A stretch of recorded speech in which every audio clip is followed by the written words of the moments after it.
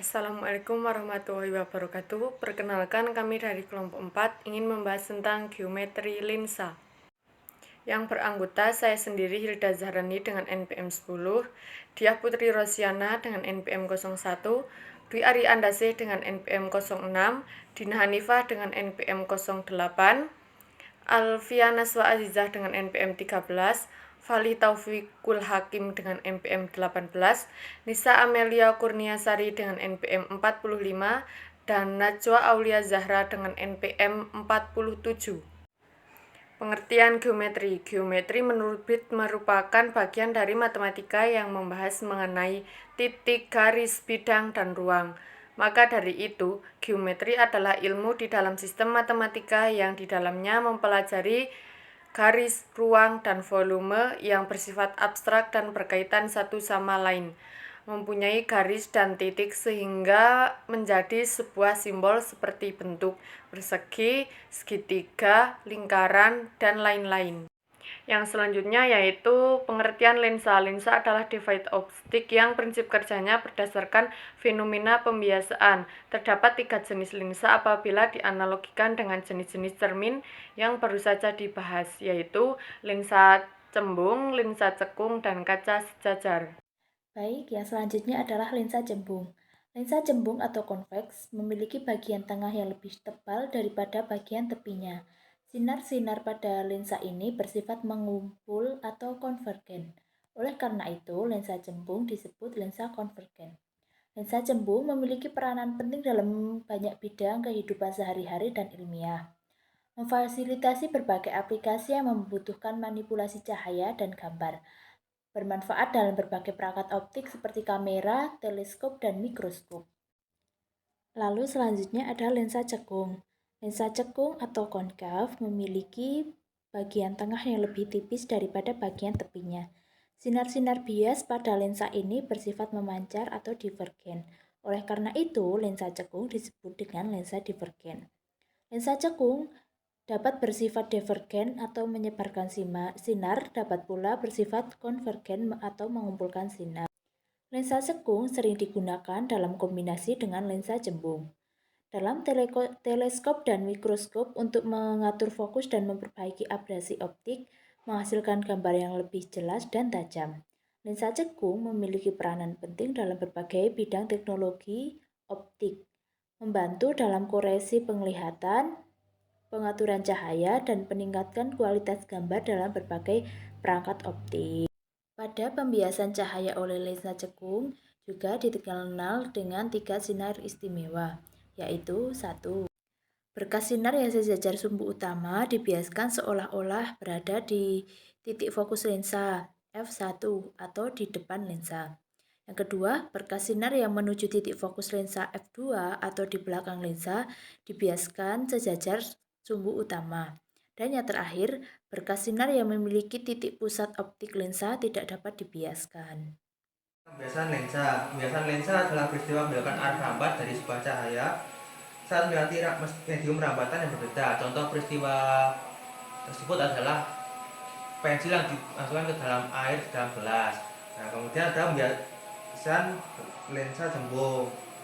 Panjang fokus lensa selain bergantung pada bentuk lensa juga bergantung pada indeks bahan lensa dan indeks bias medium di sekitar lensa.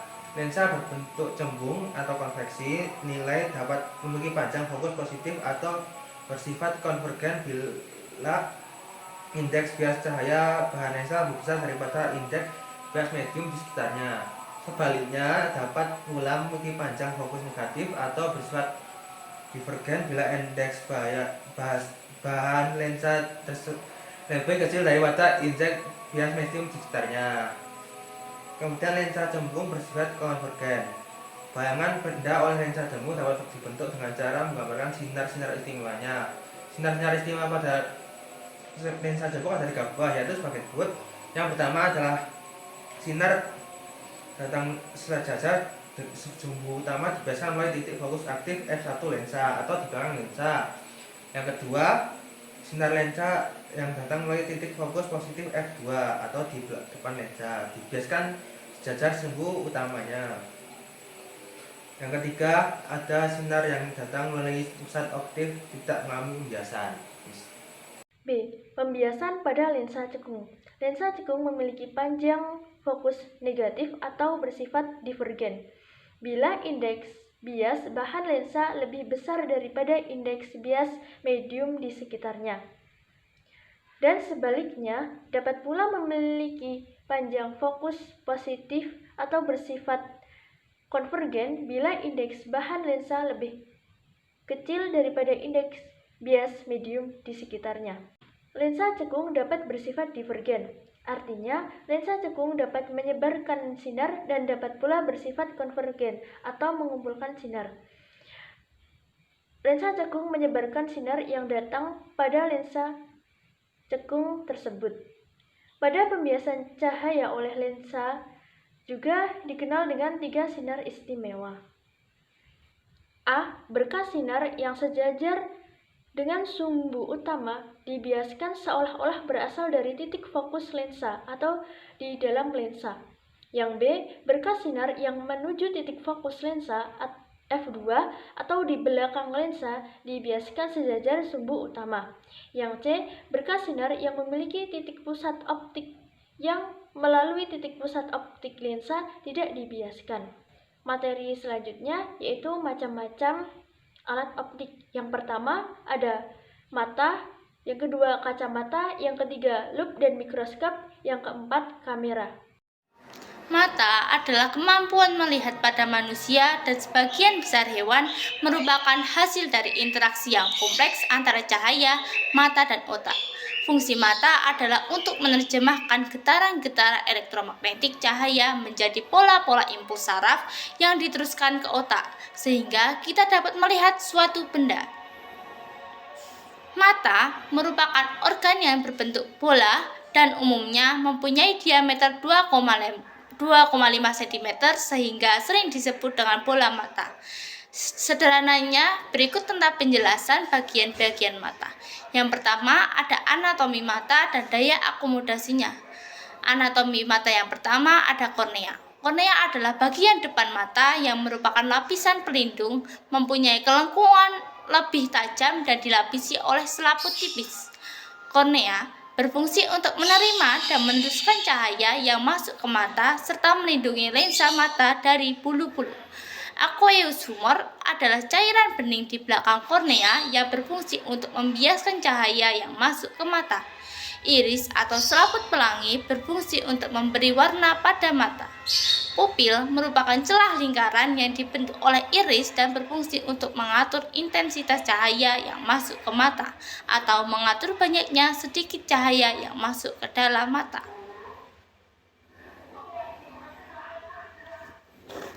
Retina merupakan lapisan kompleks di bagian belakang mata yang tersusun atas sel-sel saraf. Retina berfungsi untuk menangkap bayangan nyata, terbalik, dan diperkecil dari suatu benda di depan mata atau tempat terbentuknya bayangan.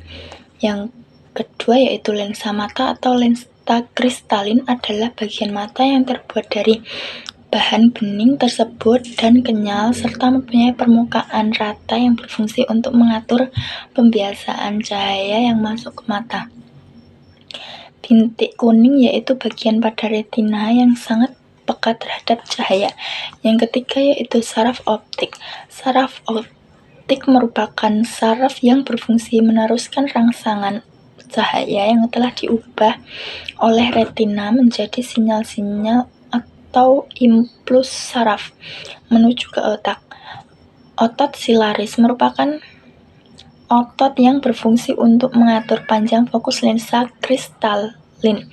Vitreous humor merupakan bahan bening yang mengisi bola mata atau rongga utama mata di antara lensa dan retina. Daya akomodasi. Daya akomodasi adalah kemampuan lensa mata untuk menipis atau menebal sesuai dengan jarak benda yang dilihat. Daya akomodasi mata diatur oleh otot siliaris, yaitu 1. Mata tak berakomodasi, yaitu ketika mata melihat benda-benda di langit kejauhan, otot siliaris mengendul sehingga otot lensa mata menipis. Yang kedua, mata berakomodasi maksimum yaitu ketika mata tersebut melihat benda-benda dekat. Otot silaris memegang sehingga lensa mata menebal. Yang ketiga, titik dekat mata adalah titik terdekat yang dapat dilihat dengan jelas oleh mata dalam keadaan berakomodasi maksimum. Yang keempat, titik jauh mata adalah titik terjauh yang dapat dilihat dengan jelas oleh mata tanpa berakomodasi. Kacamata, cacat, dan cara menanggulanginya. Jika jangkauan penglihatan seseorang tidak terletak di antara 25 cm dan tak hingga, maka dapat dikatakan bahwa seorang tersebut mengalami cacat mata dan abrasi. Cacat mata atau abrasi ini dapat diatasi dengan memakai kacamata, lensa kontak, atau melalui suatu operasi mata. Operasi mata normal atau empetropi memiliki titik dekat yaitu 25 cm dan titik jauh tak terhingga. Jadi mata normal dapat melihat benda dengan jelas pada jarak paling dekat 25 cm dan paling jauh tak terhingga tanpa bantuan kacamata atau lensa kontak. Berikut penjelasan beberapa cacat mata dan cara untuk mengatasi sebagai berikut, yaitu rabun jauh dan rabun dekat. Lup dan mikroskop. Lup atau kaca pembesar adalah sebuah lensa cembung yang digunakan untuk melihat benda-benda kecil agar tampak lebih besar dan jelas. Perbesaran bayangan pada lup merupakan perbesaran sudut, yaitu perbandingan sudut. Penglihatan menggunakan lup atau B dengan sudut penglihatan tanpa menggunakan lup atau A. Rabun dekat atau hipermetropi. Jika bayangan benda tidak tepat jatuh di retina tetapi di belakang retina, maka hal ini akan menyebabkan mata tidak dapat melihat benda-benda yang dekat dengan jelas dan mata dikatakan mengalami rabun dekat atau hipermetropi. Rabun dekat ini juga disebabkan oleh lensa mata yang tidak dapat menebal ketika melihat benda pada jarak dekat. Untuk mengatasi cacat mata, rabun dekat digunakan kacamata lensa cembung atau positif. Lensa cembung akan menguncupkan cahaya sebelum cahaya masuk ke mata. Rabun jauh atau miopi. Mata rabun jauh mempunyai titik dekat lebih kecil dari 25 cm dan titik jauh yang berhingga pada jarak tertentu. Jika bayangan benda tidak dapat jatuh di retina tetapi di depan mata retina, hal ini akan menyebabkan mata tidak dapat melihat benda-benda di kejauhan dengan jelas, sehingga mata dikatakan mengalami rabun jauh atau miopi. Keadaan ini terjadi karena lensa mata tidak dapat menjadi pipis sebagaimana mestinya. Untuk mengatasi rabun jauh, dapat digunakan kacamata lensa cekung atau negatif. Lensa cekung akan memancarkan cahaya sebelum cahaya masuk ke mata. Mikroskop. Mikroskop adalah suatu alat optik yang digunakan untuk melihat benda berukuran kecil mikro yang mampu menghasilkan perbesaran hingga beberapa kali. Sebuah mikroskop terdiri atas dua buah lensa cembung, yaitu lensa objektif dan lensa okuler. Lensa objektif adalah lensa yang ditempatkan dekat objek pengamatan, sedangkan lensa okuler adalah lensa yang dekat dengan mata. Adapun bagian-bagian pada mikroskop ialah lensa okuler terdapat di ujung atas tabung berdekatan dengan mata pengamat. Lensa ini berfungsi untuk memperbesar bayangan yang dihasilkan oleh lensa objektif. Selain itu juga berfungsi sebagai lup. Lensa objektif berfungsi untuk membentuk bayangan nyata terbalik dan diperbesar. Pembesaran dari lensa objektif dapat diatur oleh bagian revolver yang ada pada mikroskop. Meja preparat merupakan tempat untuk meletakkan objek atau preparat yang akan diamati. Objek diletakkan di atas meja dengan dijepit oleh penjepit di afglomaber. Fungsi mengatur sedikit banyaknya cahaya yang masuk. Cermin berfungsi untuk menerima dan mengarahkan cahaya yang masuk dengan cara memantulkan cahaya tersebut. Kamera. Kamera merupakan alat yang digunakan untuk mengambil gambar atau foto. Elemen-elemen dasar lensa adalah sebuah lensa cembung, celah diafragma, dan film atau pelat sensitif. Prinsip kerja kamera merupakan pembentukan bayangan pada kamera. Objek atau benda yang akan difoto harus berada di depan lensa. Ketika diafragma dibuka, cahaya yang melewati objek masuk melalui celah diafragma menuju lensa kamera. Lensa kamera akan membentuk bayangan benda. Agar bayangan benda jatuh tepat pada film dengan jelas, maka letak lensa harus digeser-geser mendekati atau menjauhi film. Lensa. Kamera menggunakan lensa positif untuk membentuk bayangan. Sifat bayangan yang dibentuk kamera adalah nyata, terbalik, dan diperkecil. Lensa terletak di bagian depan kamera dan berfungsi mengatur keluar masuknya cahaya agar terlihat dengan baik di film. Film merupakan media untuk menangkap bayangan nyata yang dibentuk oleh lensa. Bayangan harus selalu jatuh pada film, walaupun letak benda berubah-ubah. Karenanya, film dapat diatur dengan cara menggeser jarak lensa terhadap filmnya. Untuk memperoleh gambar foto yang jelas dan tajam, kamera perlu difokuskan. Pemfokusan ini dilakukan dengan cara mengubah kedudukan lensa terhadap benda sesuai dengan jarak benda yang akan difoto. Diafragma atau apertur. Diafragma merupakan bagian kamera berupa celah yang berfungsi mengatur jumlah cahaya yang masuk ke kamera. Jumlah cahaya yang masuk dapat diatur dengan menyesuaikan ukuran diafragma. Jika cahaya terlalu terang, celah diafragma dibuat kecil dan sebaliknya jika redup, celah dibuka lebar.